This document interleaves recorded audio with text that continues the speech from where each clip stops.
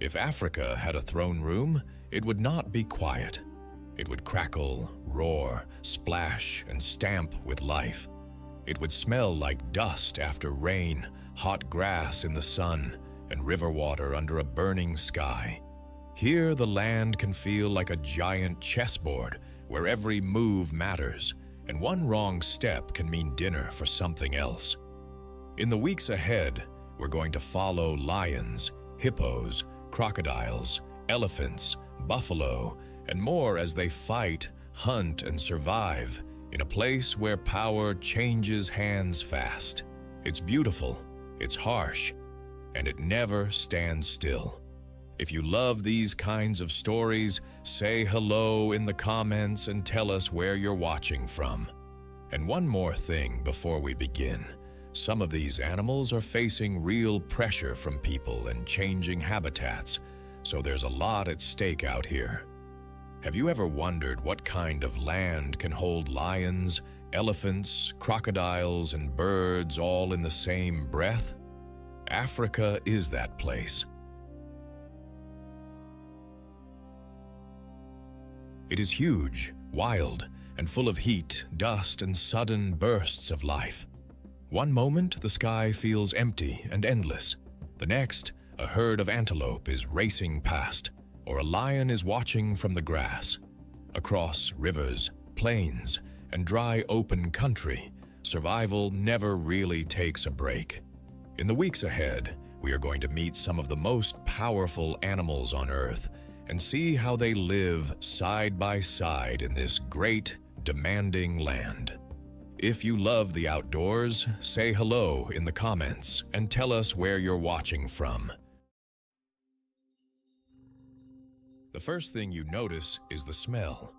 Dry grass, warm dust, and that sharp, musky scent that seems to hang around big herds on a hot afternoon.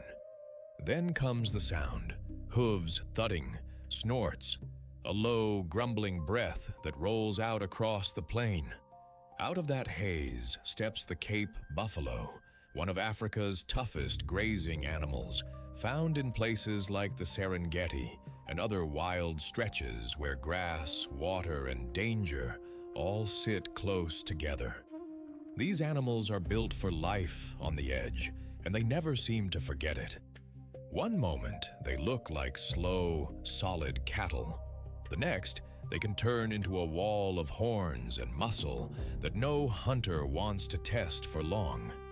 At first glance, they may seem plain, but spend a little time with them, and you start to see just how much power is packed into that broad frame.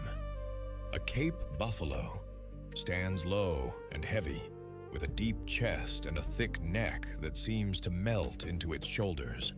Its coat is dark, often nearly black, but not always glossy. Sometimes it looks dusty, almost brown in the harsh sun. The horns are the real showpiece. On a full-grown animal, they curve outward and then sweep in toward the middle, joined by a thick boss across the forehead in the males. That boss can look like a built-in shield, all compact power and old-age toughness. The face is wide and steady, with dark eyes that seem to take in everything around them. Nothing about this animal feels rushed. It looks like it was made for endurance. And that is exactly right. Cape buffalo spend much of the day grazing, moving slowly through open country in search of fresh grass. They feed for hours, heads down, tearing at the ground with those broad mouths. When the weather is dry, they stay close to water because they need it and because danger often waits there too. They are not graceful animals in the way a gazelle might be graceful, but they do not need to be. Their strength is in numbers, in patience, and in that stubborn refusal to panic too soon. A herd can seem loose and easygoing from far away. Up close, it is organized in its own rough way. Cows and calves stay together, and the young are kept toward the middle when trouble comes calling. Strong bulls often take the outside edge, where the threat is first met. That is not a small thing. It means the oldest, strongest animals are willing to stand between the herd and whatever is trying to break it apart. Buffalo talk to one another with snorts, grunts, and body language. A flick of the head, a sudden turn, a sharp movement in the grass. All of it matters. And when one animal gets nervous, that feeling can spread fast through the group. What makes Cape buffalo so important is not just their size. It is the way they shape the life around them. As grazers, they help keep the grasslands open and moving. They also feed some of the biggest predators on the continent, especially lions. In places where buffalo are common, hunters have to work harder, plan better, and take bigger risks. A buffalo is not easy prey. It can fight back, and it often does. That power changes the whole balance of the hunt. It is one reason these animals command so much respect. Even today, they still face pressure from habitat loss and conflict with people in some places. But in many protected areas, they remain one of the great sights of the African plains. Strong, wary, and very much alive. And when you watch a herd disappear into the dust, you understand something simple and powerful: survival. Here is never about looking gentle. It is about being ready. Far off, a herd of buffalo moves like a dark tide through the heat shimmer. Calves tuck close. Bulls hold the edge. The grass bends, the dust rises, and for a moment, the whole plain seems to breathe with them. If you lined up a flamingo and a golf club, you might think somebody was making a joke. Long legs, a slim body, and that odd bent bill make them look almost too strange to be real. But out here at Lake Ndutu, under a bright African sky, they fit right in. These birds live around shallow lakes and salty waters across Africa, and they are built for a very specific kind of life. They feed with their heads upside down in the water, filter tiny bits of food, and often gather in noisy groups that can turn a quiet shoreline into a pink blur. In the right light, they seem almost painted onto the water. But there is nothing silly about how well they survive. They are tough, well-adapted, and part of a busy lake world that feeds many other animals too. Did you know a bird can take down a snake with one swift kick? Out on the open plains, where the grass can hide danger in every step, one long-legged hunter moves like it owns the ground beneath it. It stands tall, scans the earth, and then the chase is over in a blink.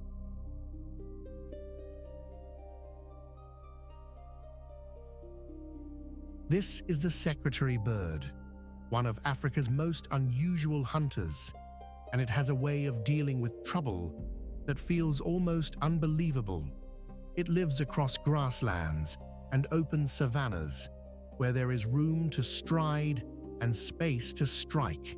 And yes, we are going to meet the bird that wears the look of a crane, but fights like a boxer with boots on.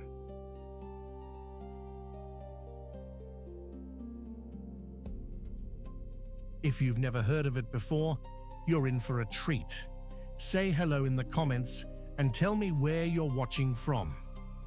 The secretary bird is a striking sight, with legs made for walking and a face that seems calm, right up until the moment it attacks. At first glance, it looks almost too elegant for the rough life it leads.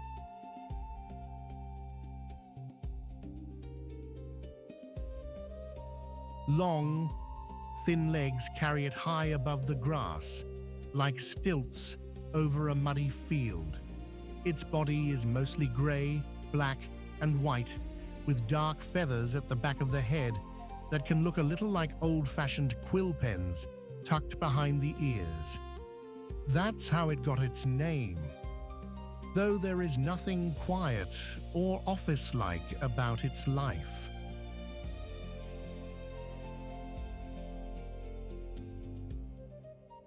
Those legs are its best tools. They are long, strong, and built for covering ground all day. Then there are the feathers that give it a slightly formal look, as if it dressed up for a hunt. But this bird is all business when food is on the line. It does not stalk through the grass like a cat, and it does not swoop like an eagle.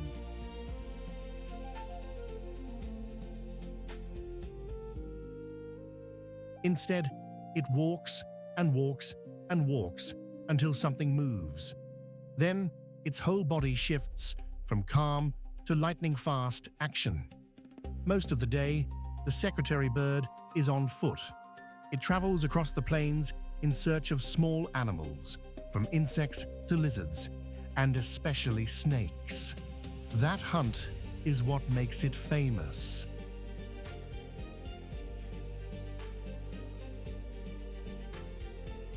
While many birds avoid snakes, this one goes after them with bold confidence. It uses its sharp eyesight to spot movement in the grass, then steps closer with careful, measured strides. When the moment comes, it stamps down with powerful kicks, striking again and again until the threat is finished. Those feet are not just for walking.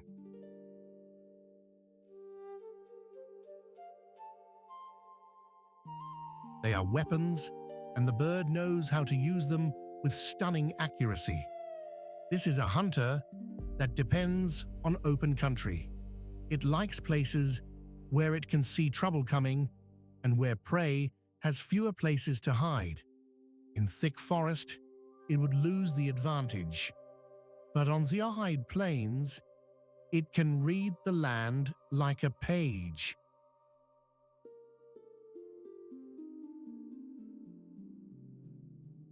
Its life is part patience, part timing, and part sheer nerve.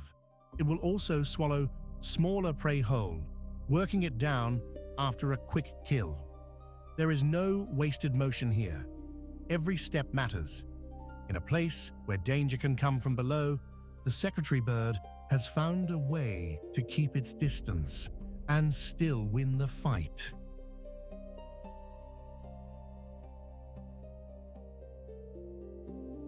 Family life for the secretary bird is quieter, but no less important. These birds often form pairs, and both parents help raise the young. Their nests are built high in trees, where the chicks are safer from ground predators. That is a smart choice, because the adults spend so much time on the ground, far from the safety of branches.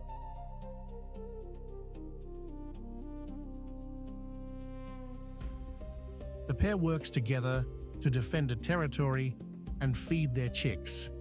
The young are not ready for the harsh life on the plains right away. They need time, food, and a good deal of care before they can stride out on those long legs and hunt on their own. Even the way they stand together tells you something about them. They are not noisy show-offs.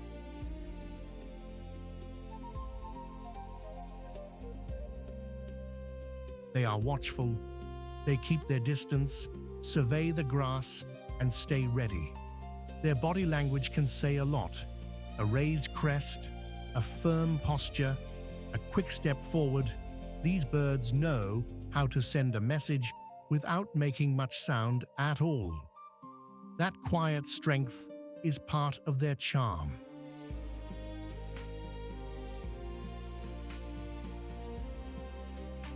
The secretary bird matters because it helps keep the grassland in check.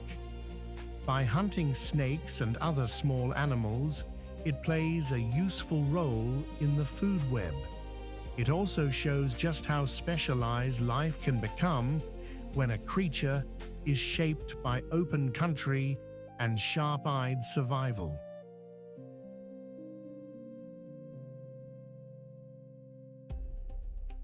But like many birds of the African plains, it faces pressure as habitats change and grasslands are altered by people. When open land shrinks, so do the places it needs to hunt and nest. Still, there is hope in protected areas and conservation work that keeps these wide spaces alive.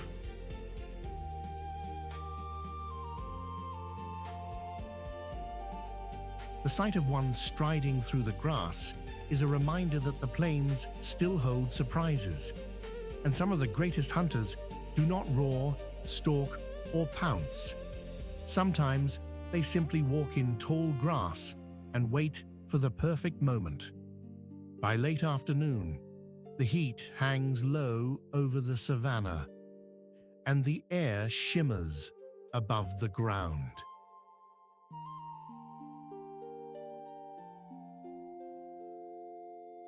A secretary bird crosses a dusty flat, while a snake slips through the grass nearby, each one aware of the other.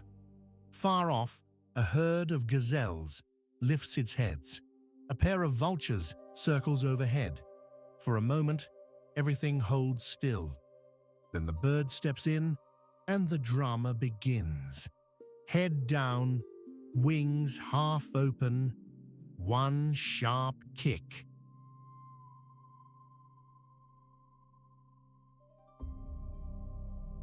The snake twists and tries to escape, but the bird stays just out of reach, striking again with cold precision.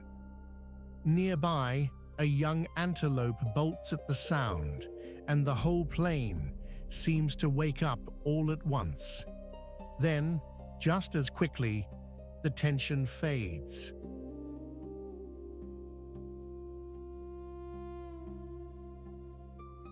The secretary bird stands tall again, feathers settling in the breeze, as calm as if nothing happened. That is the strange beauty of the savannah. Danger everywhere, and yet life goes on.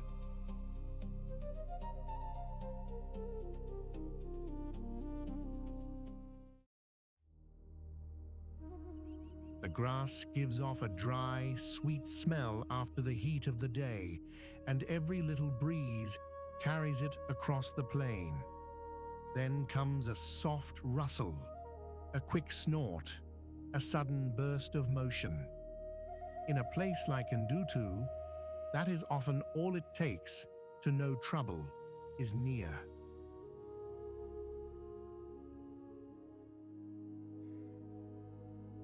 Out of that short grass steps Thompson's gazelle, one of the most familiar little grazers on these East African plains. It lives in the Serengeti and nearby grasslands, where open space gives it a chance to spot danger early. And danger is never far away here. Lions, cheetahs, hyenas, and wild dogs all watch these fields with hungry eyes.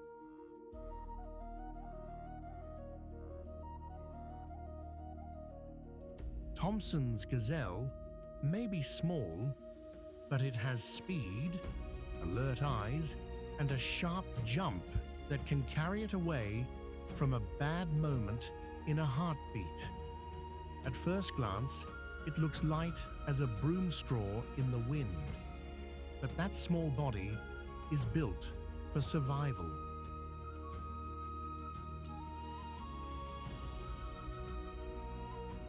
Its coat is a warm tan on top, white underneath, with a dark stripe along the side that helps break up its shape in the grass.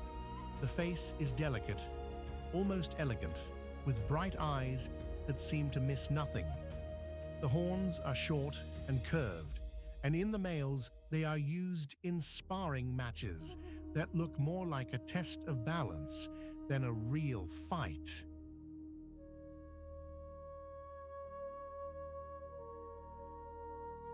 A gazelle spends much of its day grazing, moving from patch to patch with its head low and ears always working. It feeds on fresh grass and tender plants, choosing the green bites that appear after rain or near damp ground. In the heat, it does not waste energy. It rests in small groups, standing alert, chewing slowly, while others keep watch.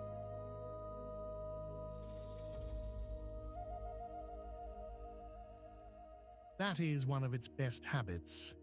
There is safety in many eyes. Thompson's gazelles often gather in herds, and that group life helps them survive. One animal notices a lion's shadow. Another catches the flash of a cheetah's tail. Soon the whole group is on edge.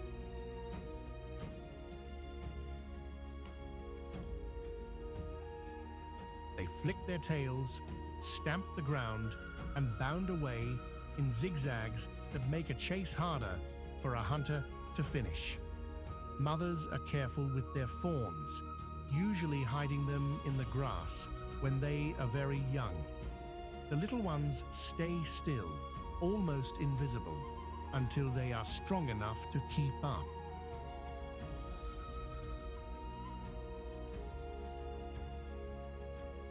When a mother returns, the bond is close and quiet. A nuzzle, a brief call, then back to the work of staying alive. For such a small animal, Thompson's gazelle matters a great deal. It turns grass into food for bigger hunters, and it helps move energy through the whole savannah.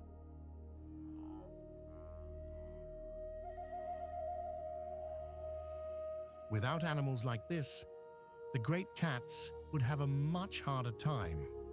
The plain would feel emptier. And because gazelles rely on open grasslands, they remind us how important those wide, undisturbed spaces really are. Here on the savannah, even the smallest life has a place in the struggle.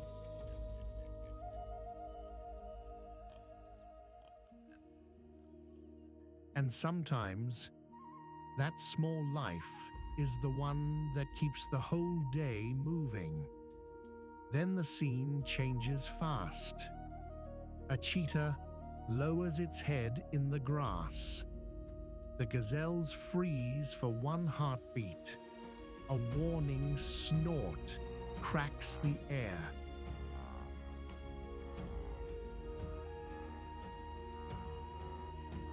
And suddenly, the whole herd explodes into motion.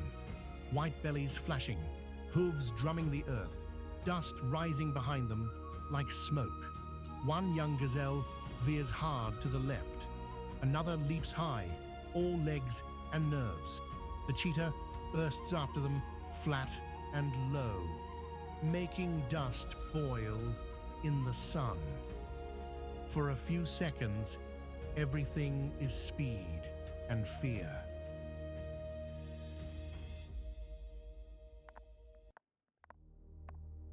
The gazelles scatter, split, and twist through the open plain. The cheetah gains, then loses ground. Its sprint is fierce, but short. The herd keeps going, each animal reading the others, each one helping shape the escape. Then, just as quickly as it began, the panic settles.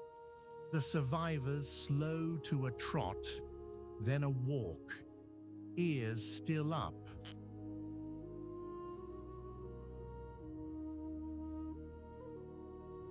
Noses still working. Dust drifts back to the earth, and the plain becomes quiet again, as if it is catching its breath.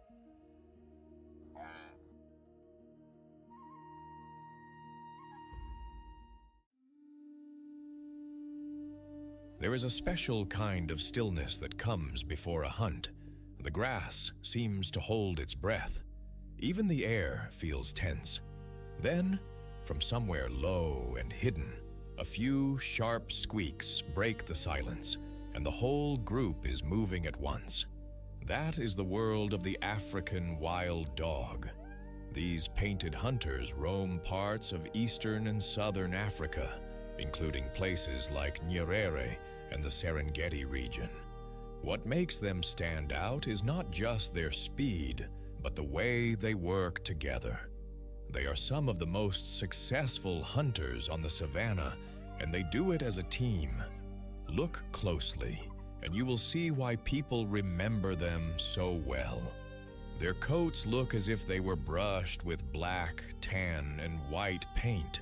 No two quite the same. Their legs are long and lean, built for running hard and running far. Their ears are huge, too, like open fans catching every sound around them. An adult African wild dog has a body that seems made for motion, but its real strength is in the pack. These animals do not live by brute force alone. They live by trust, timing, and quick decisions. A pack may be 24 dogs strong, and in places like Nyerere, researchers have recorded 141 wild dogs spread across those packs. That is a lot of hungry mouths, but it also means a lot of help. When they set out, they do not lunge around in confusion. They fan out, watch each other, and keep in touch with high-pitched chirps. It sounds almost cheerful at times, but make no mistake, this is serious business. A chase can go on for miles, not a few quick leaps like a cheetah. Miles. They wear their prey down with stubborn, steady pressure until the animals simply cannot keep going. Their success rate can be 60 to 90%, which is far higher than many other big hunters on the plains. But speed is only part of the story. What makes wild dogs truly special is how they care for one another. In their world, a meal is not just for the one who grabbed it first. Adults will bring food back for pups, and even for injured pack members. They regurgitate it, sharing strength the way a family might pass around the last warm biscuit at the dinner table. That kind of care matters, because life here is rough. Young dogs learn by watching, following, and listening. Older dogs help guide them. Everyone has a role, and when one dog picks up a trail, the others seem to understand at once. It is a quiet, living conversation. Their family life is built around cooperation. They raise pups together, guard them together, and feed them together. That shared care gives the pack a real advantage. If one dog stumbles, the others do not simply move on. They help.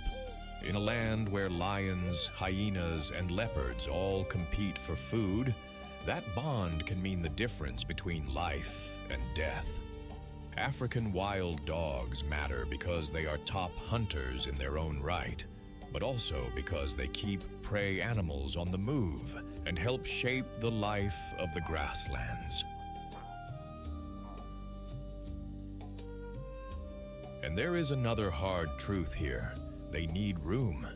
Habitat loss, disease, and conflict with people have made them one of Africa's most threatened large carnivores.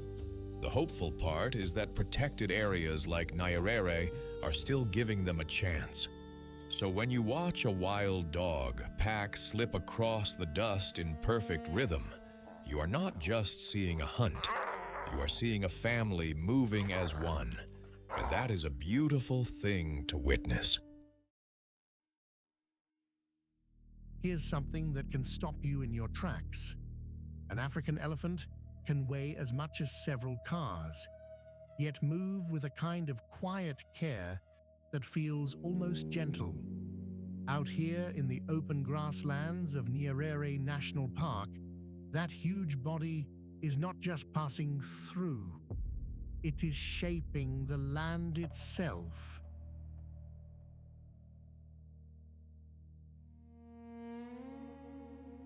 These giants live in tight family groups, led by an experienced matriarch, and they are some of the smartest, most social animals on the savannah. Their trunks hold more than 40,000 muscles, and their memories can lead them to water during long droughts. They speak in low rumbles we cannot hear, messages that can travel for miles through the ground.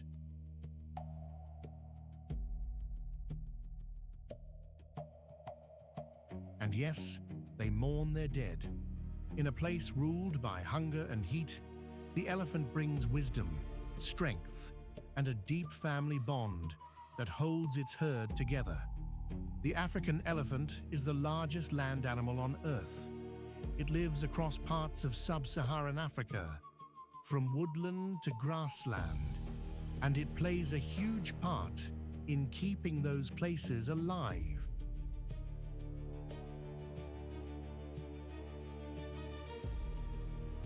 Start with the face, and you see no mistaking it. The head is broad and heavy, with ears that flap like giant fans and help cool the body in the heat.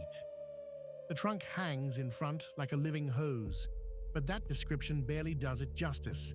It can lift, sniff, pull, touch, drink, and even gently pick up a single blade of grass.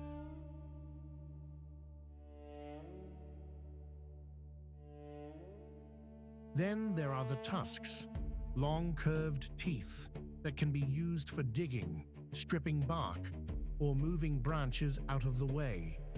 The skin looks rough and wrinkled, like old bark baked under the sun, but it is sensitive and helps hold dust and mud that protect against insects and heat.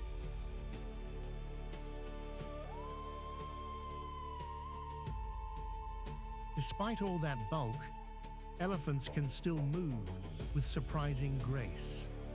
They step softly for such a giant animal, almost like the ground knows to make room.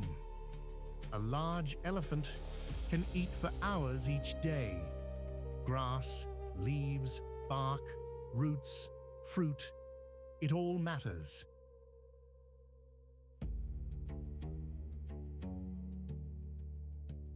An elephant needs a lot of food to fuel that massive body, and it spends much of its time moving slowly from one feeding place to the next. But this is not mindless grazing. Elephants are constantly reading the world around them. They notice the wind, the smell of water, the condition of the plants, and the movements of other animals.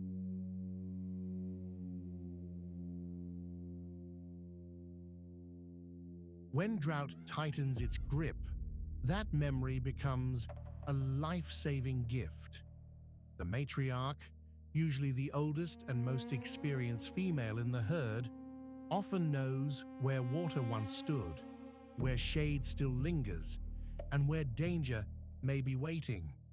That kind of knowledge can mean the difference between life and death.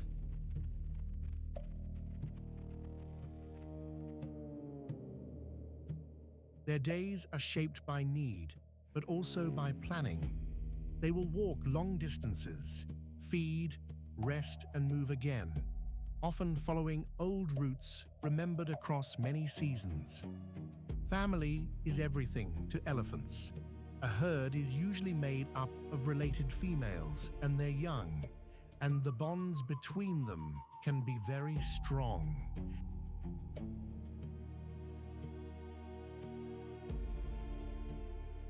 Calves stay close to their mothers, but they are also watched over by aunts, sisters, and cousins. It is a shared effort, and that teamwork gives the young a much better chance of surviving. You can see it in the small things first. A calf brushing against its mother's leg, a trunk reaching out for comfort.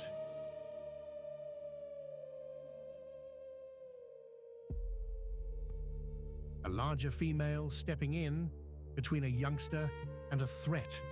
They use touch to reassure one another, and their greeting ceremonies can be full of gentle trunk rubs and close body contact. Their low rumbles carry across the ground, warnings, greetings, and even signs of grief.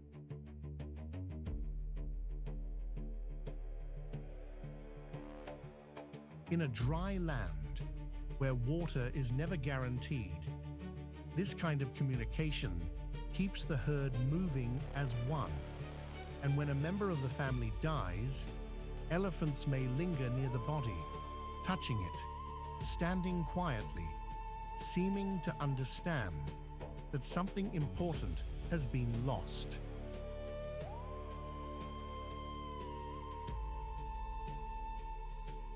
That close-knit life helps explain why elephant society feels so human to us at times, not because they are like us, but because they show that family, memory, and care can be just as powerful as claws or teeth.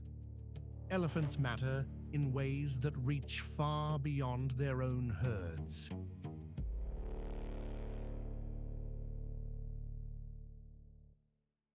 As they move, they break branches, open paths, and spread seeds in their dung. They can change the shape of the land, making room for smaller animals and fresh plant growth. In that sense, they are builders as much as feeders, but their future is not easy.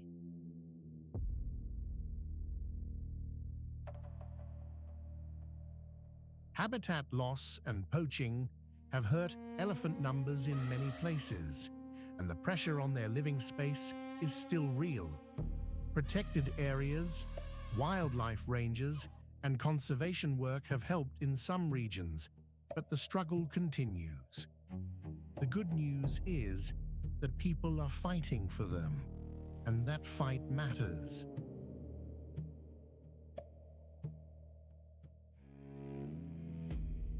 For a creature this large, this social, and this deeply tied to the land, losing one herd can mean losing a whole storehouse of knowledge. Then the world goes quiet for a moment, and you realize how much of Africa's living memory walks on 4 feet and carries its history in a trunk.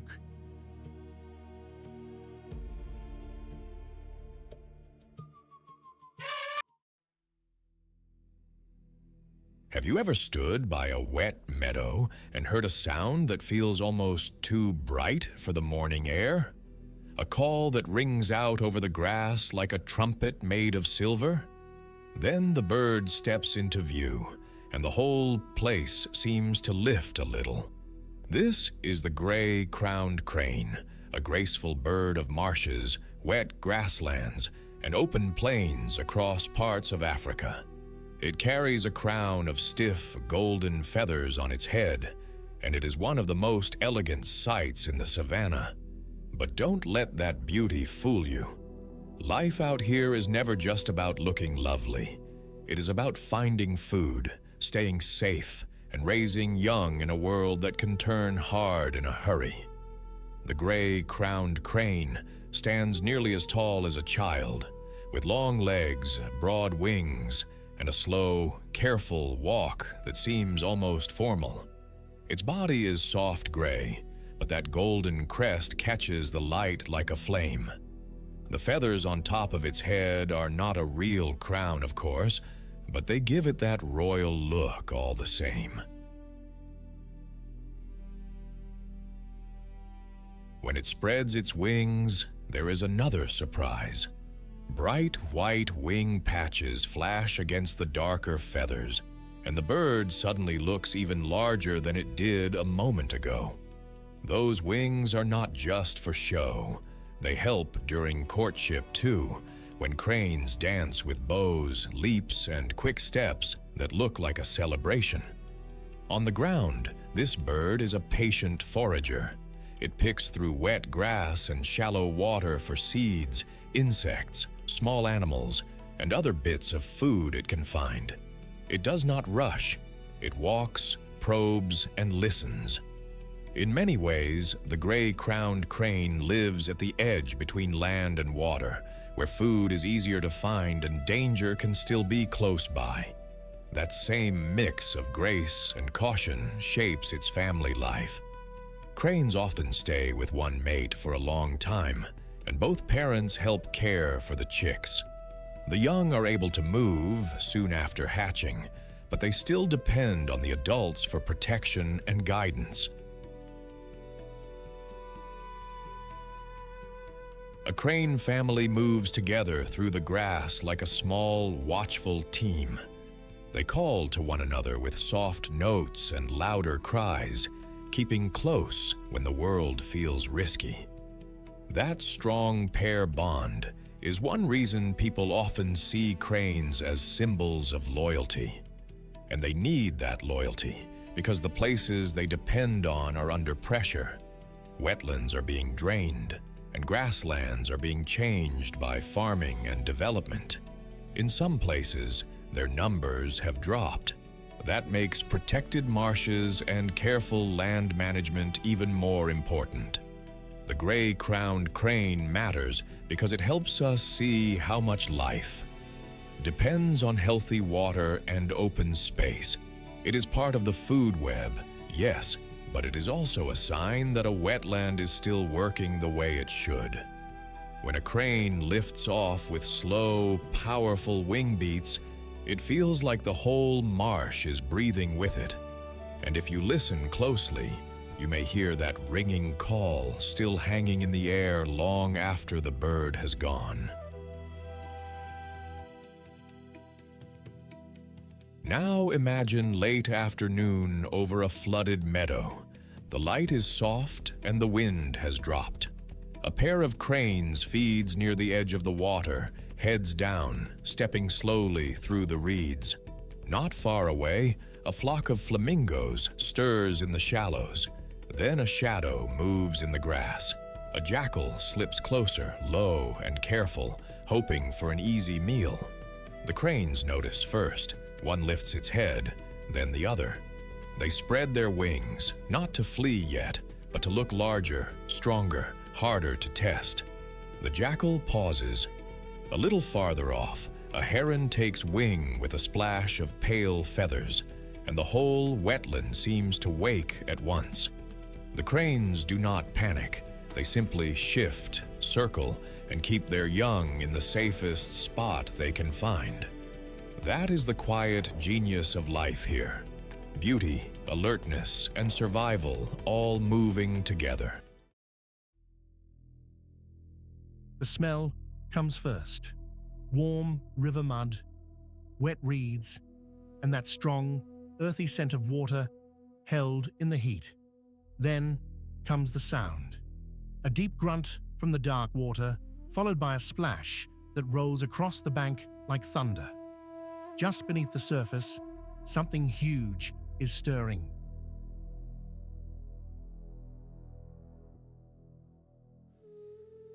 This is the hippopotamus, a river giant found in places like the Rufiji River and other slow, wet waterways across Africa. It spends much of the day half hidden in the shallows, and when night falls, it comes ashore to feed.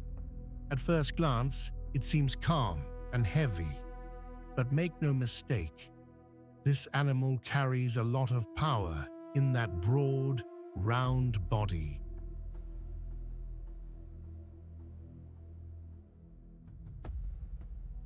A full-grown hippo can weigh nearly 4,000 pounds, and its jaws can open to an astonishing 150 degrees.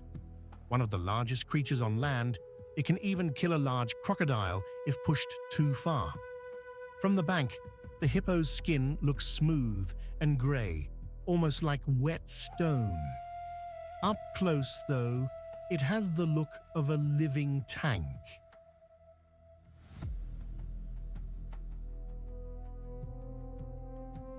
The body is barrel-shaped and immense, built low and wide for life in the water. The head is huge, with tiny ears perched on top like little warning flags, and eyes set high enough to see and breathe while most of the body stays submerged. Those eyes give it a surprisingly watchful look, like an old neighbor who misses nothing.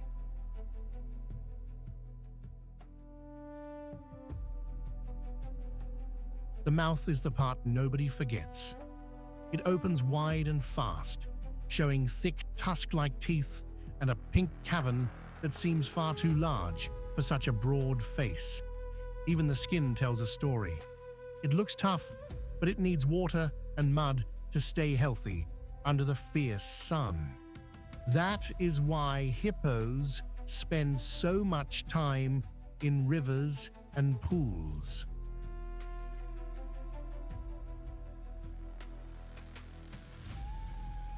They are built for a life between two worlds. In the water, they rest, cool off, and keep their massive bodies supported. On land, after dark, they move with surprising purpose as they head out to graze. They are not hunters, but they are far from harmless. Their days are shaped by the rhythm of the river.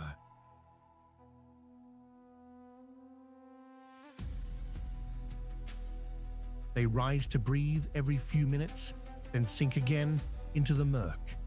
They use low rumbles to talk underwater, sounds that travel through the water and help keep the group together.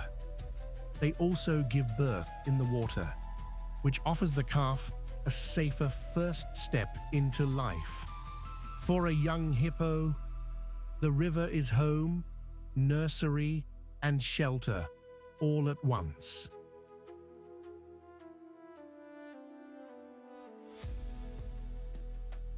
Hippos usually live in groups, often gathered in cool pools where several adults crowd together like boulders in a flooded trench. There is a pecking order here, and the strongest males defend good water spots with heavy bodies and those fearsome jaws.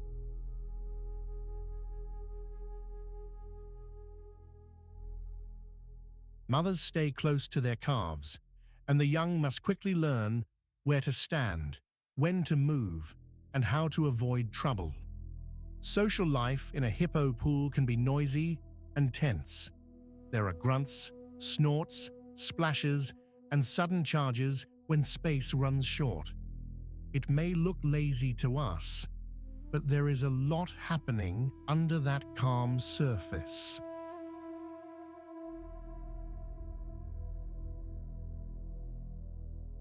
That matters because hippos help shape the rivers they live in. As they move between water and land, they open paths, stir up mud, and spread nutrients. Their grazing also affects the grasses along the banks. In a place where every animal is tied to water, a hippo is one of the forces that helps keep the whole system moving.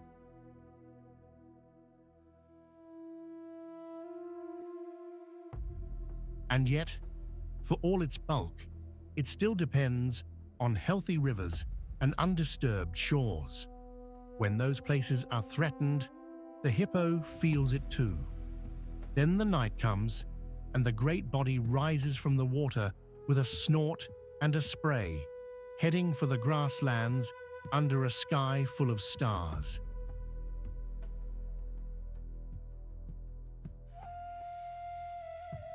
It is one of the oldest sights in Africa and one of the most unforgettable.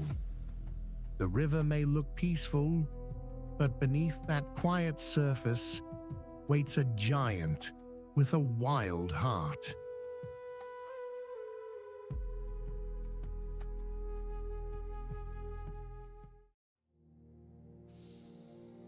Imagine waiting at the riverbank with your feet in warm mud, and the water looks calm enough to fool you.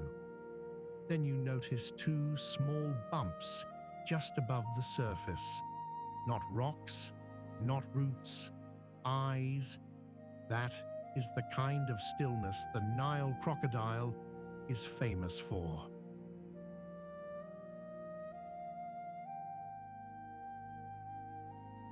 It lives in rivers, lakes, and marshes across much of Africa, and it has been waiting in these waters for a very long time. With armor like old river stone and a mouth built for one fast, crushing snap, it is one of the most feared hunters on the continent. And yet most of the time, it barely moves at all. It waits. It watches.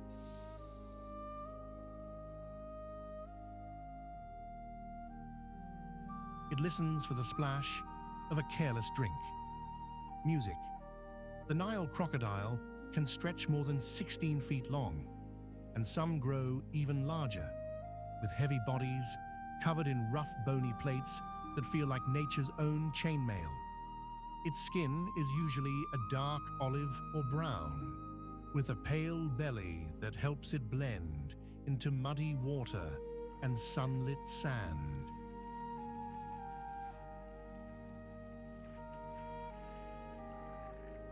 The head is broad and powerful, shaped for force more than speed.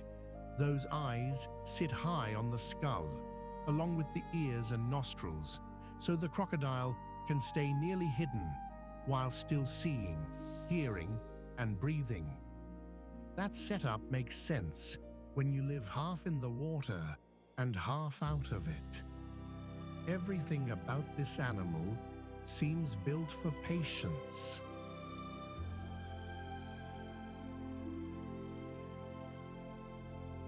Even the jaw tells a story. It is made for holding on, not for letting go. Once those teeth close, the struggle is usually over. Most of the day, this crocodile lies motionless in the shallows or on a bank, saving its energy. It can wait through the heat, through the noise, through the long hours when nothing seems to happen.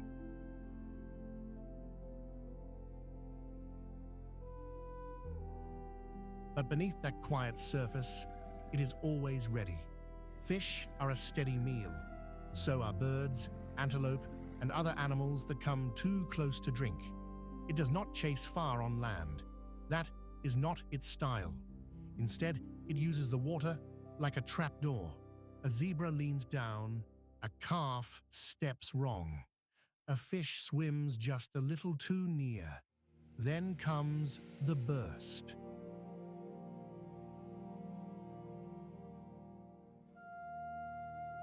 One sudden lunge, a flash of teeth, and if the crocodile gets a grip, the fight turns grim fast. What makes it so dangerous is not speed alone. It is timing. It knows where to wait, it knows when to strike, and it knows how to make the most of that one explosive moment. Even in a world full of bold hunters, this one plays a different game.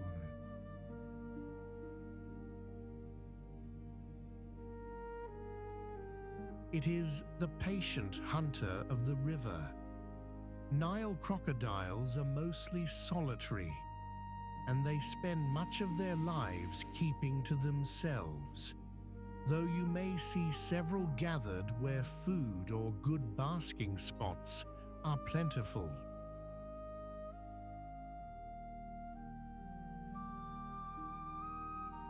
Mating brings them together for a time, and after that, the female does something many people would never expect from such a fearsome animal. She builds a nest on land, often in sand or soil near the water, and guards it carefully. She can lay a large clutch of eggs, then stay close until they are ready to hatch.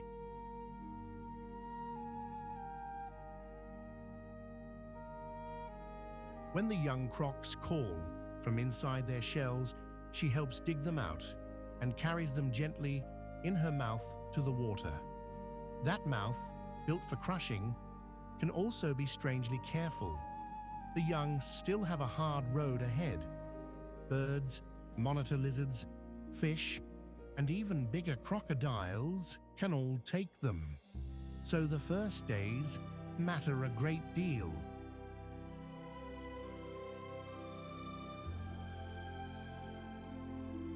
For the mother, protection is everything.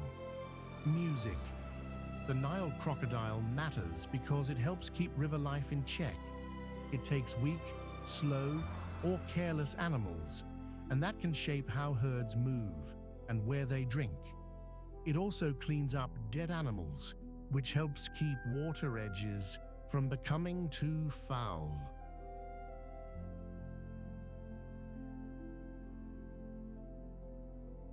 In many places, people still fear and hunt crocodiles, and rivers are changing fast because of dams, farming, and shrinking wetlands. But where habitats are protected, crocodiles can still do what they have done for ages: hold their ground at the edge of the water and remind every creature that comes to drink to be careful.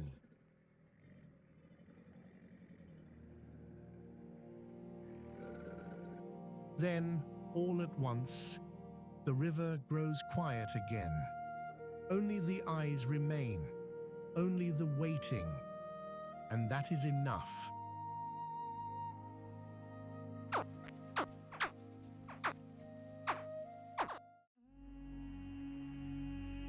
If you stood beside a full-grown giraffe, you would feel small in a hurry. Not just short, truly tiny.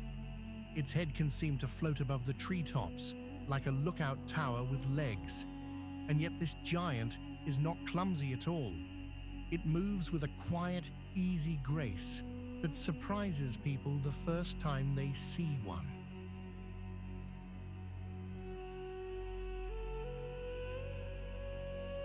Giraffes live across the savannas and open woodlands of Africa, where they spend their days reaching for leaves high in the trees.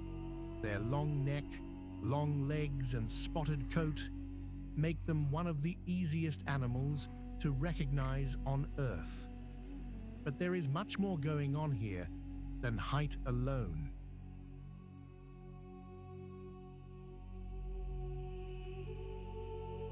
This animal has to eat, drink, watch for danger, and raise young in a land where every advantage matters, and the way it handles all of that is one of the great stories of the grasslands.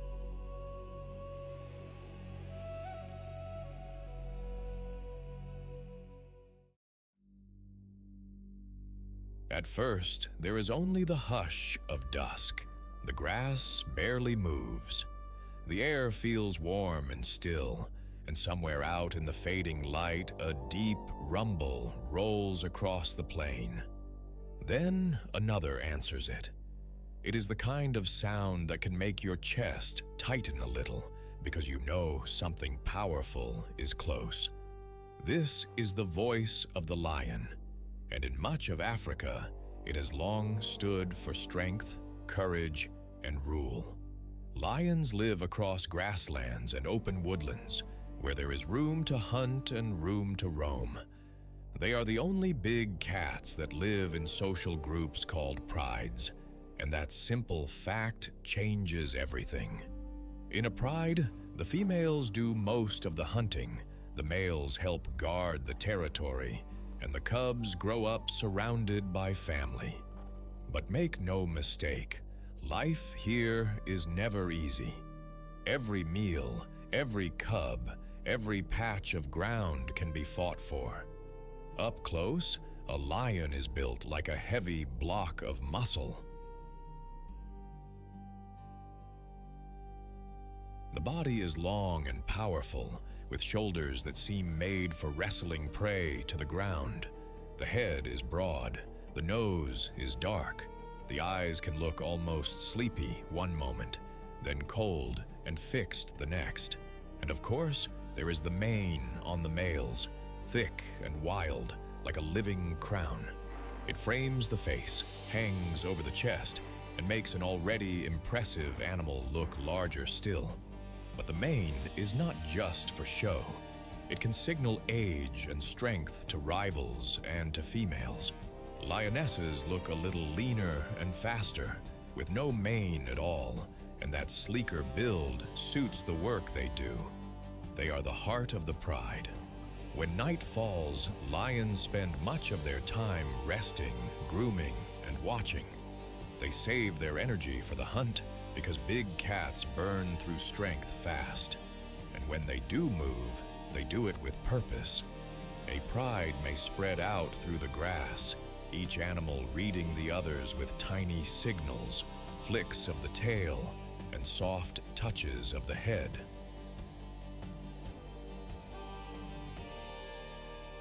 That family life matters. Lion cubs are raised together, and females often help care for one another's young. If a cub is in trouble, another female may step in without hesitation. It is a shared life, and that helps them survive. Still, there is a hard edge to lion society. Young males do not stay forever. Around 2 to 3 years old, they are forced out and must wander, often in small coalitions with brothers or cousins, searching for a place to claim. They will spend much of their lives trying to hold on to power, and that power can be taken as quickly as it is won. For all their fame, lions are not invincible. They matter because they help shape the whole savannah.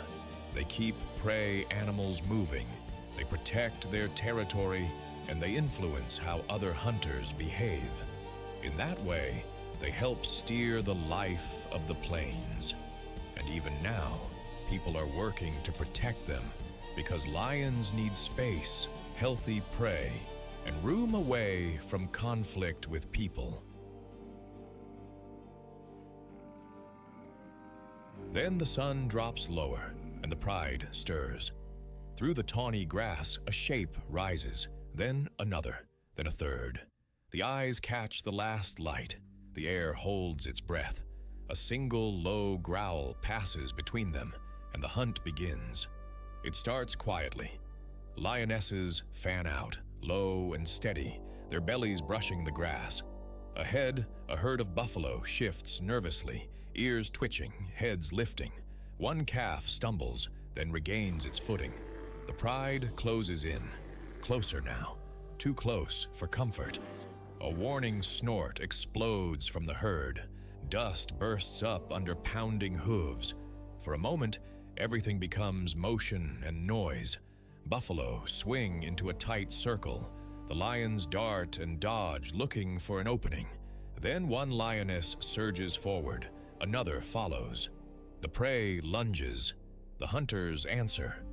In the middle of all that panic, there is something almost graceful about the way they work together, each one knowing her part. The chase does not always end in victory. Sometimes the buffalo hold. Sometimes the lions pull back, but whether they succeed or fail, the plain has already been reminded who rules here. When the dust settles, the night feels bigger, older, and somehow full of meaning. The chase is already on. Dust kicks up behind spindly legs. The grass seems to shake with each flying step. For a few heartbeats, the whole world narrows to speed, heat, and the thin edge between life and loss. Then the runner comes clear, and there is no mistaking that slim, spotted cat streaking across the plain.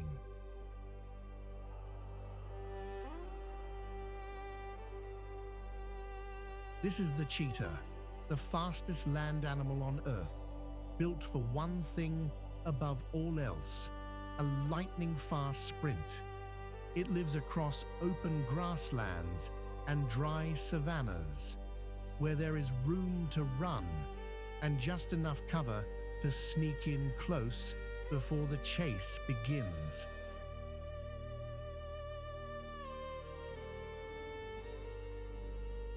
What makes it stand out is not just speed, but how finely tuned every part of its body is for that burst. Its body is long and lean, like a race car with fur, long legs, a deep chest, a flexible spine that bends like a spring. Even its claws stay partly out, giving it extra grip, almost like running shoes with spikes.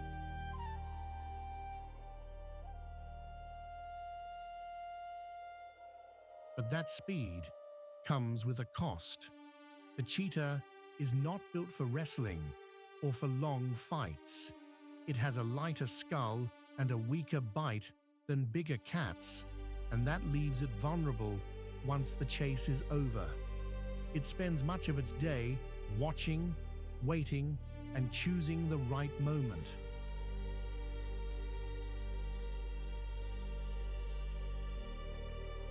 Cheetahs hunt mostly small to medium prey, often giving chase for only 20 to 30 seconds before the risk of overheating becomes too much. That means every hunt has to count.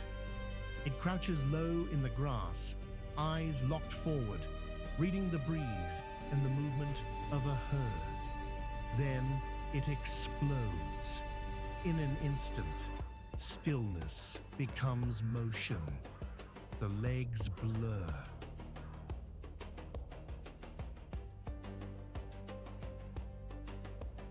The tail swings like a rudder to keep balance through sharp turns. And if the first rush does not work, the chance may be gone. Cheetahs are built for open country, where they can spot danger and prey from far off. But that same open ground leaves them exposed to stronger rivals.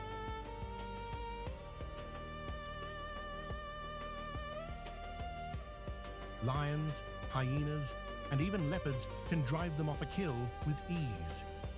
So the cheetah lives with constant pressure. It must be quick, yes, but also careful. It hunts alone most of the time, relying on stealth and timing instead of strength. A mother raising cubs has an even harder job.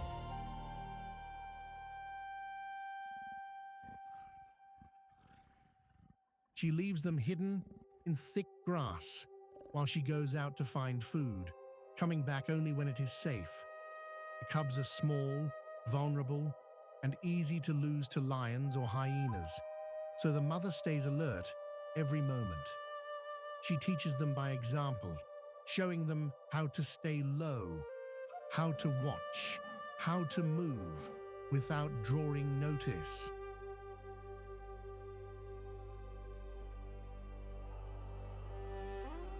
For a young cheetah, growing up means learning that speed is only part of survival. The cheetah matters because it helps keep the grasslands in check by taking the sick, the weak, and the slow. That keeps prey herds healthier overall. It is also a reminder that not every hunter survives by force.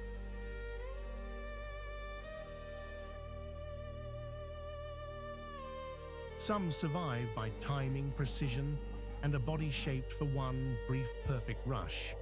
And today, these cats face trouble from habitat loss, shrinking wild spaces, and conflict with people who live nearby.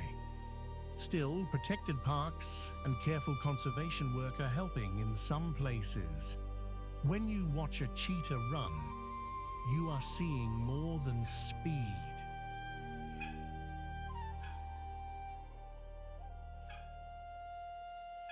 You are seeing a life built on nerves, grace, and one narrow chance to get everything right.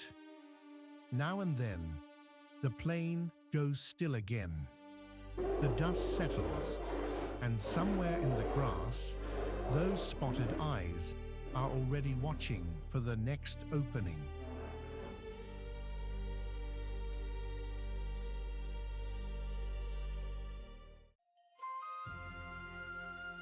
The river announces itself before you even see it. A low, steady rush through the reeds.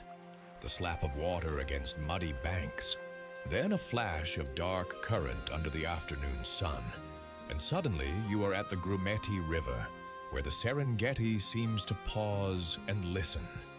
This is one of those places that can look calm for a moment, and then turn serious in an instant.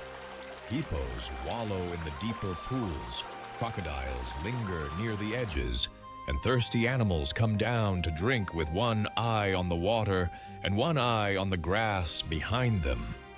In the dry season, this river becomes a line between safety and danger, and every crossing can mean life or death. You might not notice danger until you are almost on top of it. 1 second, the grass looks empty. The next, a thick little coil is there, still as a knot in rope, waiting for the wrong step. That is the trouble with the puff adder. It does not need speed. It does not need a chase. It just needs patience. The puff adder lives across much of sub-Saharan Africa, in grasslands, scrub, and open country, where it can vanish into the ground cover in plain sight. What makes it stand out is that heavy body, the wide head, and that famous warning hiss that can stop a careless animal in its tracks. This is a snake built for surprise, and it has a very strong venom that makes it one of the most feared snakes in Africa. The puff adder is a master of ambush, and that single habit shapes almost everything about its life.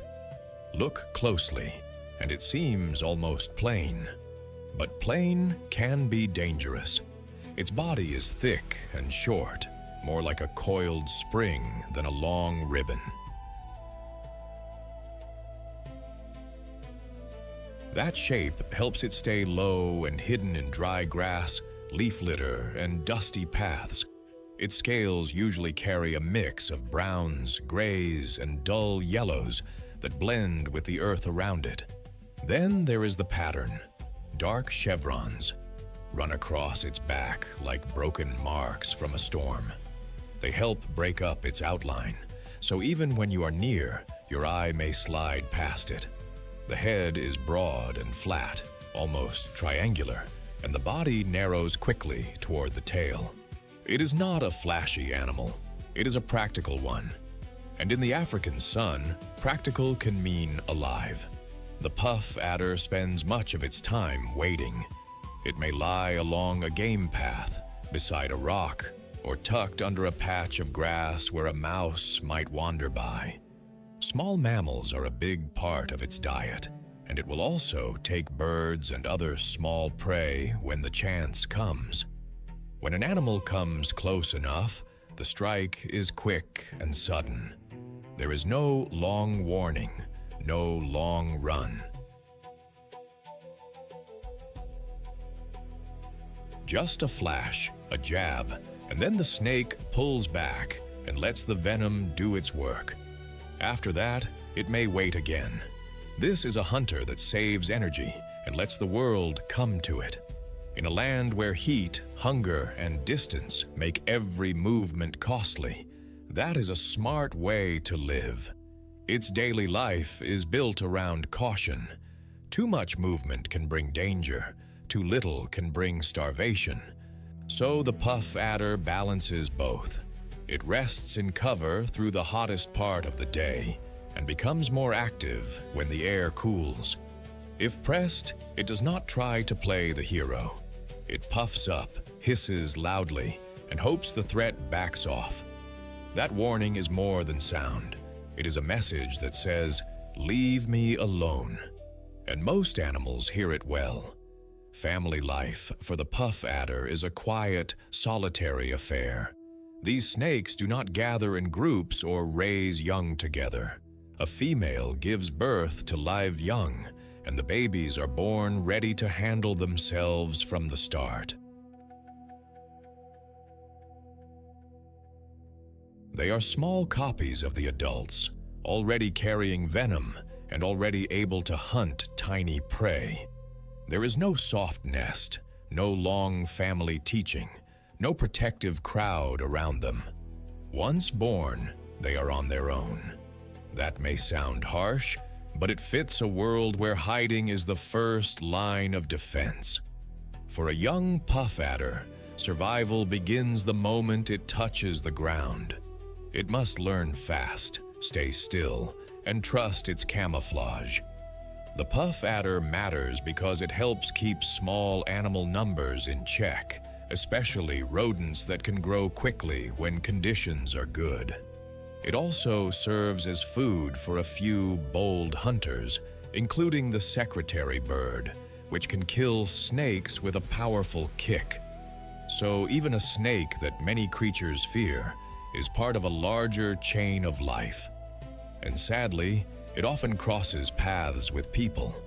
That is why it causes so many snakebite cases in Africa, especially where farms, footpaths, and dry grass meet. Most bites happen when someone steps too close without seeing it. Final thought. In a place where survival can hinge on one missed step, the puff adder reminds us that the smallest animals can carry the biggest surprises. Then the afternoon heats up, and the whole grassland seems to hold its breath. A guinea fowl starts clattering somewhere nearby. A hare darts from one patch of shade to another. Then a secretary bird appears on long legs, striding through the grass with its sharp eyes fixed ahead. It pauses. One quick strike, then another. Dust lifts in a pale cloud. Off to the side, a puff adder lies half hidden beneath a tuft of dry stems, its body tight as a coil. The bird has seen it, and the snake knows it.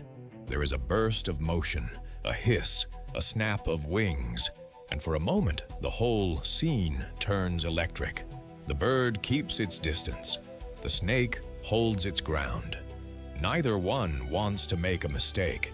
That is the hard truth of this land. Even the smallest encounter can turn into a fight for life. Then, just as quickly, it is over. The bird moves on. The snake settles back into the grass. The dust drifts down again, and the savannah returns to its quiet, watchful calm. A faint scrape in the branches, a soft rustle above your head, then a smell of dry leaves, warm bark, and the musty scent of a hidden animal drifting down from the dark. You scan the trees, but there is almost nothing to see. Then, just for a second, two golden eyes catch the last light. The leopard has already been watching you.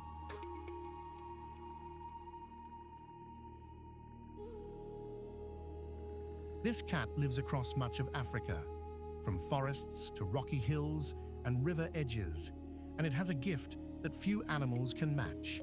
It can vanish in plain sight. Its rosetted coat is like spilled shadow across sunlit grass, and its silence is part of its power. It is the kind of hunter that makes the whole landscape feel a little more alert.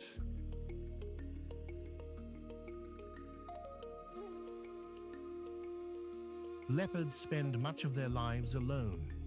They move quietly, hunt mostly at night, and often drag food into trees where lions and hyenas have a harder time stealing it. That habit tells you a lot about this cat.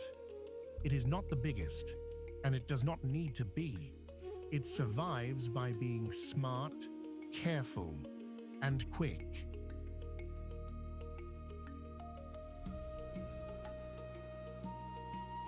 Up close, a leopard is built like a living coil of muscle. Its body is long and low, all spring and strength. The shoulders roll with every step, smooth as water. The legs look thick and powerful, but the feet are soft and quiet on the ground. The tail is long, almost like a balancing pole, helping it turn and leap with ease.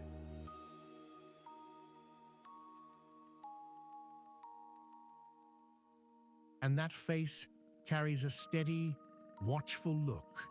The whiskers are long, the ears are small and rounded. The jaw is strong enough to grip and hold prey that would be dangerous for many other hunters. But the coat is what most people remember first.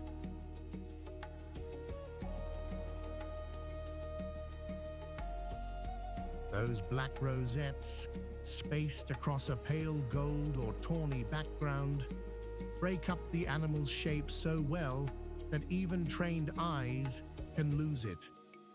In dappled light, the cat seems to melt into the earth itself. A leopard's day is often a long stretch of patience.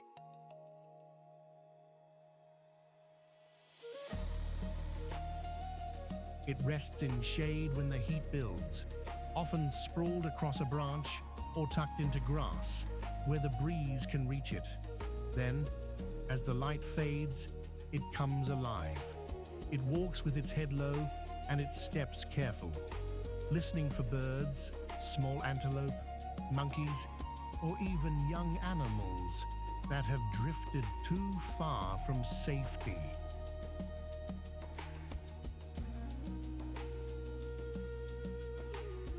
A leopard is a top hunter, but it is also practical.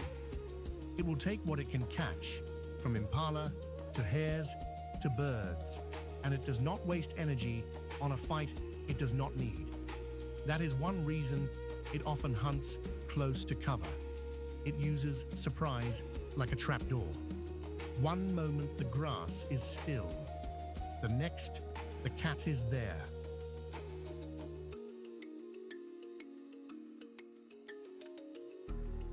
If it makes a kill, it may hide the carcass or haul it up a tree, sometimes lifting prey much heavier than you would expect for a cat of this size.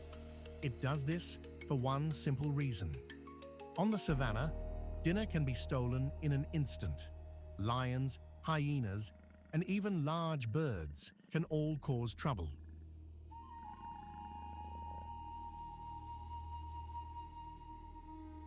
So the leopard eats where it can, when it can, and often out of sight. Family life for a leopard is mostly a private affair. Mother leopards raise cubs alone, without help from a pride or pack. The cubs are born blind and helpless, tucked away in thick cover, a cave, or a sheltered thicket.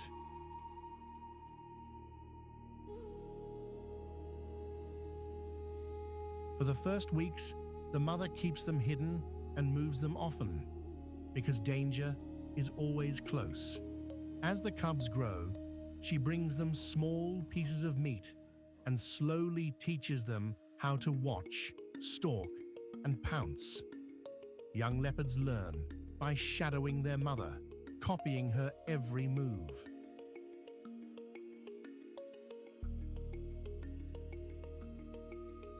They may stay with her for many months before setting off on their own. And when they do, they must find their own home range, their own hunting grounds, their own quiet corner of the world. Adult leopards keep in touch through scent marks, scratches on trees, and low calls that carry through the night. They are solitary, but not silent.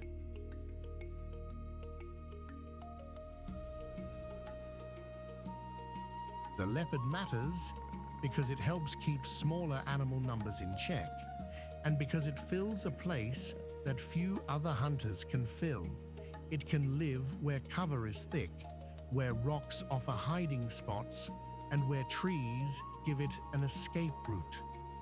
That flexibility helps it survive in changing country, but it also brings it into conflict with people.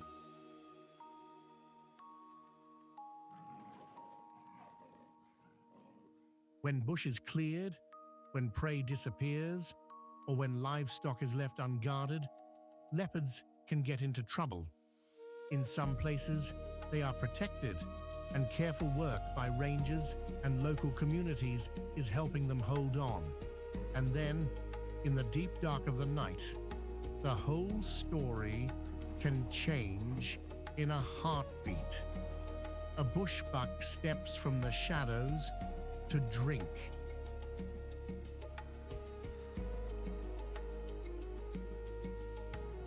A leopard is already there, pressed flat against a fallen branch. Across the clearing, hyenas laugh in the distance. Closer now, the branches barely tremble. The cat drops. There is a thud, a burst of movement, a sharp cry, and then silence again. The water keeps moving. The night keeps breathing.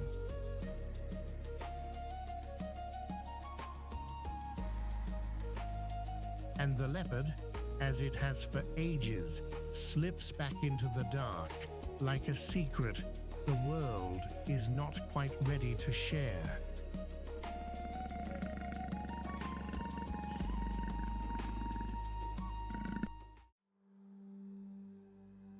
If a rubbish truck and a scarecrow somehow had a baby, it might still not look as odd as a marabou stork. Those bare-headed giants drift in after the drama is over, stepping through the dust like they own the place.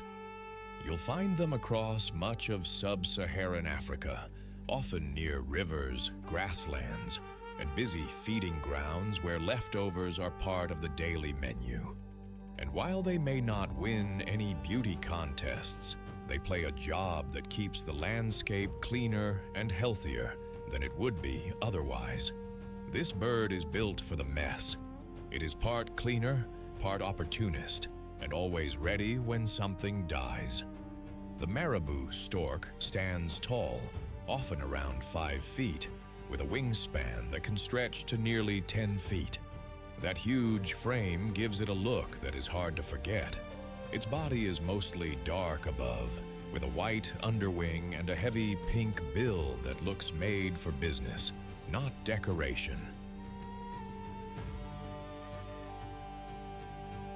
Then there is that bald head and neck, which may seem strange at first, but make perfect sense for a bird that spends a lot of time poking into carcasses.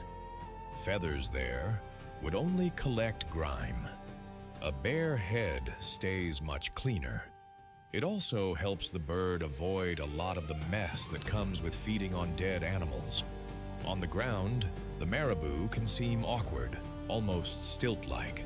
But once it opens those massive wings, it changes completely. It catches the eye like a slow-moving kite, broad and black against the sky. Up close, there is nothing delicate about it.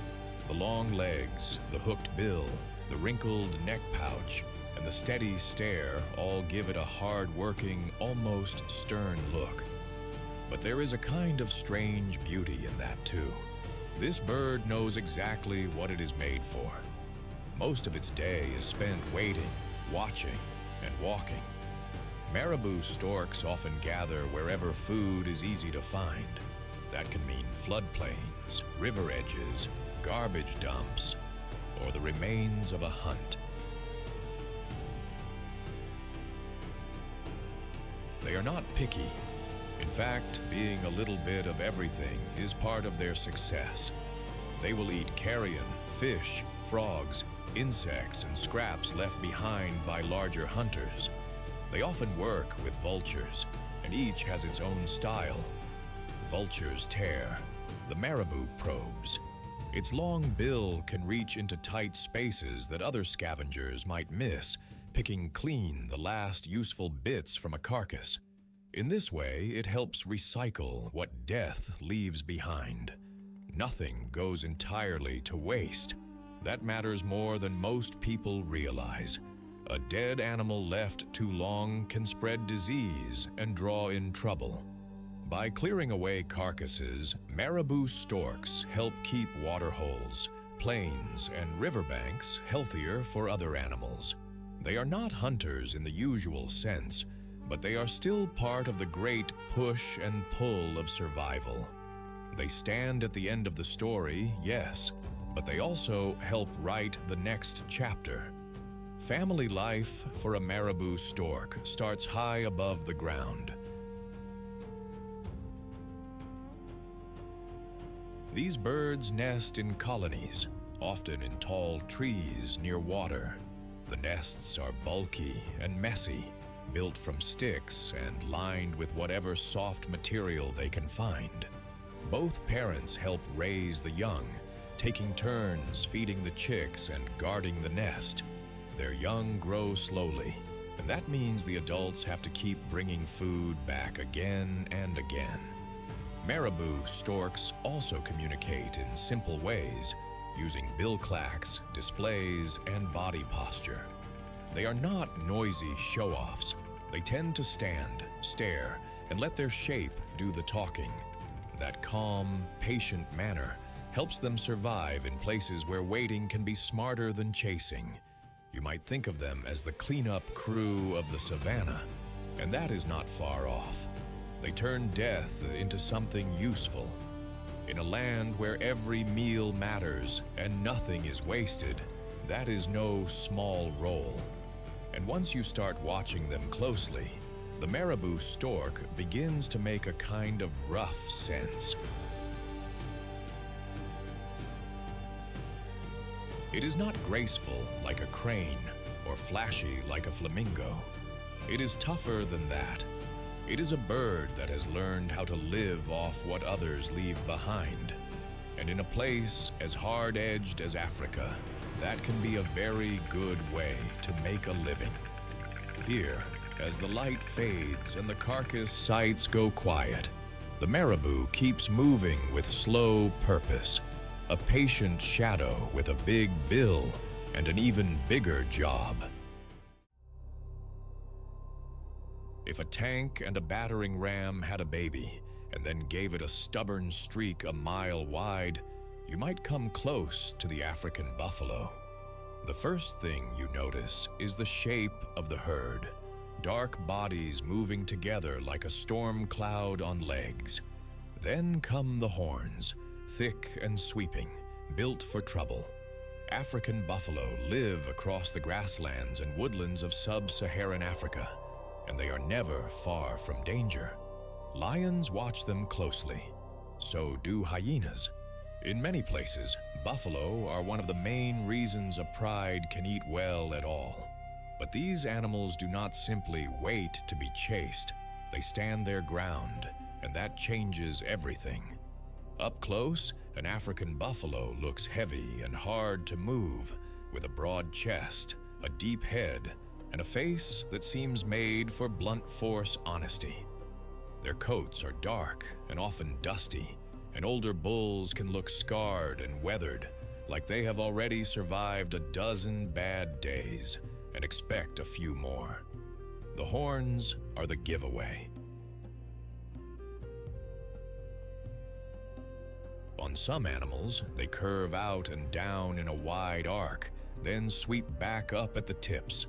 Across the forehead, the horns meet in a thick shield called a boss, especially in males. It gives the head a solid, armored look, almost like a helmet poured right onto the skull. There is nothing delicate about them. Their bodies are built low and strong, with sturdy legs that can carry them through tall grass, mud, and long, dry stretches. But their real power is not in one bull standing alone. It is in the herd. Buffalo spend much of their day grazing, moving slowly with their heads down, clipping grass close to the ground. They need water often, and in dry places that means following the rhythm of the season and the search for fresh pasture. When the grass is good and the rains have come, huge herds can gather, sometimes in the thousands. That is not just a crowd, it is protection. Calves stay close to the center, where the adults can shield them from trouble. Strong bulls often hold the outer edge like living guards, ready to face a threat head-on. If lions creep too near, the herd can bunch up fast, snort, pivot, and rush as one. That kind of teamwork makes a big difference on the open plains. A lone buffalo is easier to test. A herd is another matter. Their days are a steady mix of feeding, walking, resting, and watching. And watching is serious business. Buffalo are always reading the mood of the group. One sudden movement, one alarm snort, and the whole herd can shift in seconds. They also live with constant pressure from disease, drought, and human encroachment in some areas, where fences and shrinking habitat can cut off the routes they need to follow. Still, in many protected places, they remain one of Africa's great success stories of sheer toughness. They matter because they shape the grasslands with their grazing, and because they feed some of the continent's best-known hunters. Without buffalo, the whole hunt changes. Without the herd, the savannah feels a little less alive. And when you see them move together, shoulder to shoulder, you understand why they have lasted so long in a land that never makes survival easy. A buffalo herd can look peaceful from a distance. Up close, it feels like a warning with legs. Then the calm breaks. Late in the afternoon, the light turns gold over the dry plain, and the herd starts to drift toward a muddy waterhole. Birds are calling. Dust hangs in the air. A few calves nudge closer to their mothers. Then the adults stop all at once. Heads lift, ears turn. Something is wrong. On the edge of the grass, lionesses begin to move, low and quiet, each one using the cover of the grass like a curtain. They do not rush. They spread out. One cuts left, another circles wide. The buffalo bunch tighter, bulls pushing to the outside, horns angled forward. For a moment, it looks like a fence made of muscle and nerve. The lionesses wait for weakness. The herd answers with force. A bull steps out, snorts and shakes his massive head. Another joins him. The lions hesitate. Then, from farther off, laughter rolls across the plain. Hyenas have arrived too, hoping for scraps if the hunt turns chaotic. The waterhole, the dust, the tall grass, every bit of it feels charged now. Then the buffalo move, not in panic, in a heavy, rolling charge that sends birds bursting into the sky. The lions give ground. The hyenas slip back into the shadows. And just like that, the herd keeps moving, still wary, still together, carrying its strength in numbers and in nerve. There is something deeply steady about that. In a place ruled by speed and teeth, the buffalo survives by standing firm. The dust hangs in the air before the horizon even comes into focus. Then the grass begins to move, not from wind, but from life. Hooves strike the ground in rolling waves, birds lift off in a sudden shimmer, and overhead the sky seems to stretch forever. This is the Serengeti, one of Africa's most famous plains, where open country runs on and on like a green sea in the rainy season and a gold-brown carpet in the dry months. It is wide, hot, and alive with sound. Here, lions stalk, cheetahs sprint, hyenas shadow the edges, and great herds of zebra and wildebeest pour across the land. Every season changes the face of the plains. Every day brings another chase, another drink, another chance to live. Have you ever wondered how an animal can be feared, mocked, and deeply misunderstood all at once? In the heat of the African night, when the grass is silver in the moonlight and the air carries the smell of dust and old blood, a laugh-like call cuts through the dark. It sounds almost wild enough to be a joke. But there is nothing funny about the creature making it. This is the spotted hyena, one of the smartest and toughest hunters on the plains.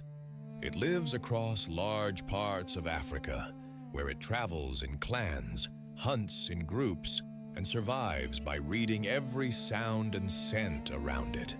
And in a land where food is never easy to keep, that matters more than strength alone. When people hear what comes next, they may never look at a hyena the same way again. The spotted hyena has the kind of build that tells you right away this animal was made for hard living. Its body is sloped, with the shoulders sitting higher than the hips, giving it a strange, back-tilted shape that looks a bit like a running hound built from heavy parts. The coat is pale tan to gray, covered in dark spots that are easy to see in good light. Those spots are not neat little dots. They are messy and uneven, like fingerprints scattered over a coat. Its head is broad, the muzzle thick, the ears rounded and alert. And then there is that face. The eyes can seem almost human at times, sharp and watchful. But there is no softness in the jaws. Those jaws are built for crushing. A spotted hyena can bite through bones that would leave many other animals struggling. Even its front legs are longer and stronger than the back legs, which gives it that odd downhill look, but also plenty of power for running and tugging at a carcass. Up close, it is not graceful in the usual sense. It is all business. Every part of its body seems ready for a long chase, a rough fight, or a hard meal. And that rough build suits its life perfectly. Spotted hyenas spend much of their time moving through open country, plains, woodland edges, and scrub where they can cover ground and stay alert for danger or dinner. They are not picky eaters, and that gives them an edge. They will hunt live prey when the chance is right, often working together in small teams of 2 to 5. They can run fast enough to wear down many animals, and they do not give up easily. But they also eat carrion when they find it, and they are quick to spot an opening when a lion leaves a carcass unguarded or a hunt goes wrong. That is one reason they are so successful. They do not waste an opportunity. Their hearing is another gift. They can pick up sounds from more than 6 miles away, which is hard to picture until you imagine a sound drifting across open plains long before a human could ever notice it. A distant alarm call, a distressed calf, the chatter of rivals over food. A hyena can catch those hints and turn them into a meal. And once it starts feeding, that famous bite gets to work. Bones, hide, and scraps. Others would ignore become part of the menu. Nothing easy goes to waste. Life in a hyena clan is noisy and full of rank. These are social animals, and the group can feel like a busy little town with its own rules and tension. Females lead the way, and they usually hold the top spots in the clan. They are larger than males, tougher in the social pecking order, and they pass that high status on to their daughters. Young hyenas grow up in the middle of all this, learning fast. They play hard, nip at each other, chase, tumble, and test one another's nerve. Those rough games help them build the strength and confidence they will need later. Communication matters too. They use whoops, growls, giggles, and a whole range of sounds to keep track of one another and to warn about danger or food. That famous laugh is often a sign of stress or excitement, not amusement. It can sound strange to us, but in hyena language, it says plenty. Family life here is not gentle, but it is close. Mothers care for their cubs, and the cubs stay near the safety of the den while they are young.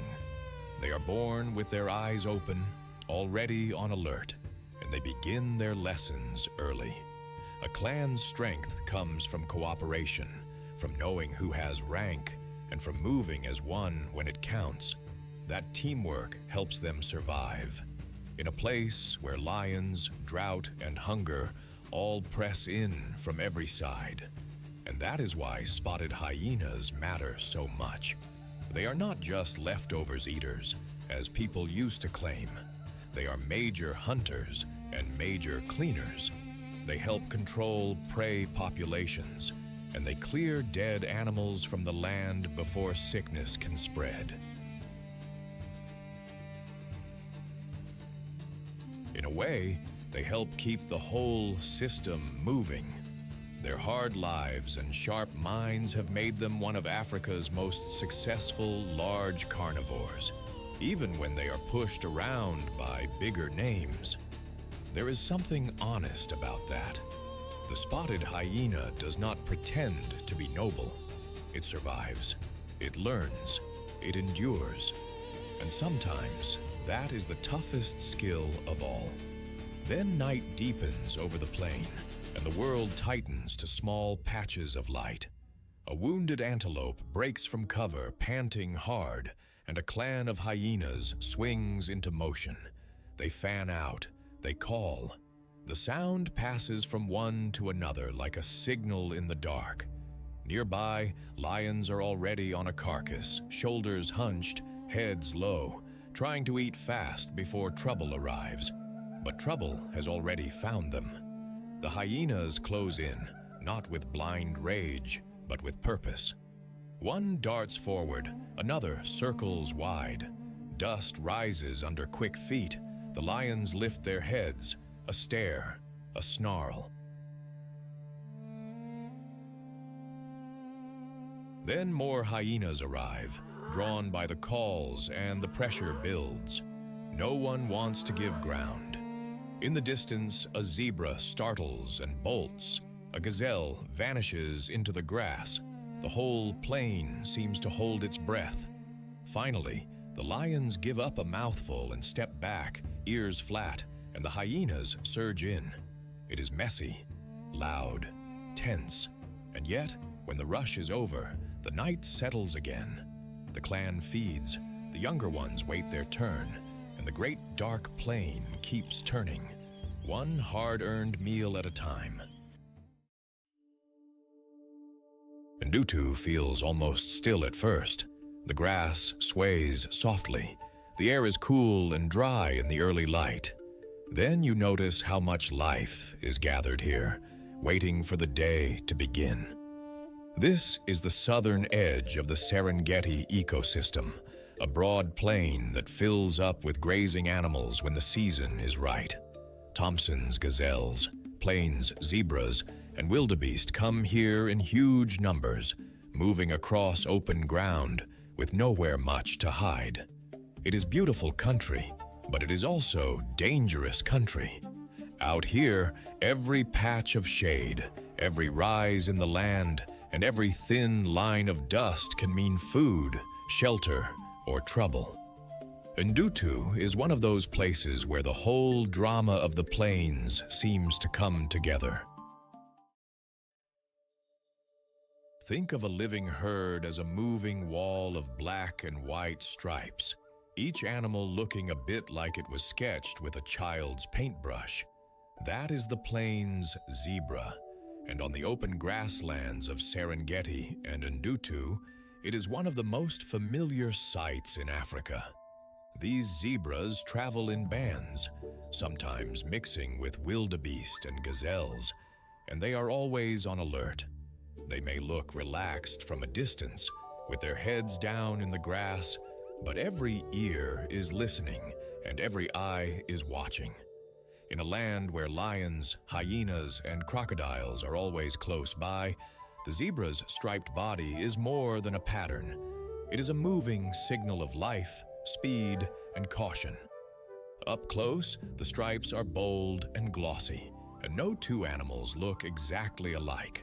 The coat is short and sleek, built for heat, dust, and long days on the move. A zebra's build is sturdy, almost horse-like, with strong legs and a neck made for constant grazing. Those legs can launch into a fast run in a flash. And when danger comes, the whole herd seems to wake up at once. The plains zebra spends much of its day feeding, moving, and keeping close to the group. It grazes on the short, fresh grass that appears after rain, using its teeth like a pair of careful lawn shears. But zebra are not picky in the same way some grazers are. They often eat the rougher, taller blades that other animals leave behind. That makes them useful neighbors on the plains. As they move, they help trim the grass and open the way for animals that prefer shorter feed. They also keep a careful routine. Feed. Lift the head, scan the horizon, flick the tail, feed again. That steady rhythm is part of how they stay alive. A lone zebra is in more danger, so they rely on numbers. In a herd, there are many eyes, many ears, and many chances to spot trouble early. Their stripes may help too. When a group runs together, the outline of one animal blends into the next, making it harder for a hungry predator to single out a target. Zebras young stay close to their mothers from the start, learning the herd's pace and warnings. The bond between mare and foal is strong, and mothers will defend their young with sharp kicks and plenty of nerve. Stallions guard their families and may challenge rivals to protect them. Their calls, snorts, and brays carry across the grass, especially when alarm spreads through the herd. There is something moving about the way zebras live. They are not the biggest animals here, and they are not the strongest, but they are built for togetherness. They know the value of staying near one another, and that simple choice can mean the difference between life and death. In the savanna food web, zebras matter because they turn grass into food for the hunters above them, while also helping shape the land beneath their feet. They are part of the daily rhythm that keeps these plains alive. And in the quiet moments, when the herd stands in the golden light and the stripes seem to shimmer, it is hard not to feel a little wonder. By late afternoon, the air is hot and still over Ndutu. Dust hangs low above the grass. A herd of zebra is moving toward water, their hooves thudding softly, tails swishing at flies. Then the mood shifts, heads come up, ears point forward. From the edge of a patch of scrub, a lioness appears, low to the ground and nearly invisible in the light. At once, the zebra bunch tighter. A foal tucks in beside its mother. Another adult steps outward, ready to kick if needed. The herd starts to move, then breaks into a run. Stripes blur, dust rises, the lioness springs. For a heartbeat, everything feels suspended. Behind her, the rest of the pride is close, waiting for one animal to hesitate. Farther off, hyenas watch, hoping for a mistake. The zebra do not stop. They fan out, then regroup, then run again. A living wave of muscle and alarm. At the water's edge, a few finally lower their heads and drink, but only for a moment. Even here, they never forget the danger. Then, just as quickly, the tension eases. The herd slows. Breathing steadies. The lions fade back into the grass. Life on the plains goes on, with courage measured in every step. Have you ever seen a sea of grass move like it has a heartbeat? One moment, the plain looks empty. The next, it's alive with rustling bodies, flicking tails, and and a steady, rolling flow toward water and fresh grazing. Out of that moving mass comes one of Africa's most familiar animals, the wildebeest. It lives across the Serengeti and nearby open grasslands, and it is built for a life on the move. What stands out first is not beauty in a fragile sense, but toughness. These animals are made for distance, dust, and danger, and when the great herds gather, they become one of the biggest sights on the continent. The wildebeest spends its days feeding, traveling, and staying close to others, because out here, being alone can be a very bad idea. At first glance, a wildebeest can seem like a mix of leftovers from other animals. A face like a horse, a body like a bull, a mane that looks tossed on in a hurry. But that odd collection is part of its charm. The head is broad and heavy, with a blunt muzzle made for grazing. The neck is thick, the shoulders powerful, and the legs look built like long, springy poles. Its coat is usually gray-brown, with darker markings that give it a rough, weathered look. Then there are the horns. Curved and sturdy, they sweep outward and then upward in a way that feels almost carved by hand. A wildebeest does not look delicate, and it does not need to. It is a runner first, a grazer second, and a survivor every single day. Those features are not there for show. They are there for life on open land, where there is nowhere to hide. Most of its day is spent eating, and eating a lot. Wildebeest feed on short grasses, often cropping the land close to the ground as they move. They are not picky when fresh grass is available, and that helps them follow the rains from one feeding area to another. In the dry months, they keep moving, searching for better ground and better water. That constant travel is not just a habit, it is a strategy. If one patch dries out, the herd can keep going. If predators show up, the whole group can shift and flow like water breaking around a rock. They also tend to graze alongside other animals, especially zebras, each one taking a slightly different kind of plant, which helps the whole crowd make use of the same open country. And while they are often on the move, they still spend plenty of time standing, chewing, and watching.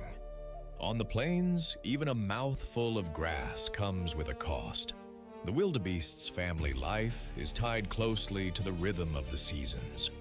During the breeding season, males claim small territories and try to hold them with displays and challenges. They stamp, snort, and posture, showing rivals that they are ready to defend their patch of ground. The females move through these areas, and calves are born at a time when the grass can support them best. That timing matters. A calf needs to get up quickly, keep close, and learn fast. Around a herd, there is safety in numbers, but there is also constant movement, constant noise, constant alertness. Mothers stay watchful. Young calves follow closely, and when danger appears, the whole herd can erupt into motion in a matter of seconds. They communicate through body language, calls, and the simple fact of sticking together. One animal is easier to single out. 100 or 1,000 are a much harder target. That is why wildebeest gather in such huge numbers. It is a way of raising the odds, not just for one mother or one calf, but for the herd as a whole. Wildebeest matter because they are one of the great engines of the Serengeti. They turn grass into meat, and that meat feeds lions, hyenas, crocodiles, and more. Their migrations also shape the land itself, moving nutrients across vast distances as they graze and travel. When the herds arrive, the whole system seems to wake up. Birds follow. Predators follow. Even the soil benefits from the movement of so many hoofed bodies. They are not just passengers on the plane. They help drive the whole story. And then comes that sudden shift everyone fears. The air tightens, ears lift, heads snap up. Somewhere nearby, a predator has noticed the herd. The edge of the group ripples as bodies turn and begin to run. At first, it is just a few animals, then dozens, then the whole plane seems to break loose. Dust jumps from the ground. Hooves hammer the earth. A calf is pushed toward the middle. A lioness crouches low in the grass, waiting for the split second when the herd opens. But the wildebeest keep coming, keep bunching, keep shifting as one living flood. Some veer left, others cut right. The predator makes its move. The chase lasts only moments, but those moments carry everything. Then, just as quickly, the herd reforms, breathing hard, sides heaving, the danger passing into the distance. For a moment, the grassland grows quiet again. And in that quiet, you can feel what the wildebeest really is. Not just a grazer, but a traveler built to endure.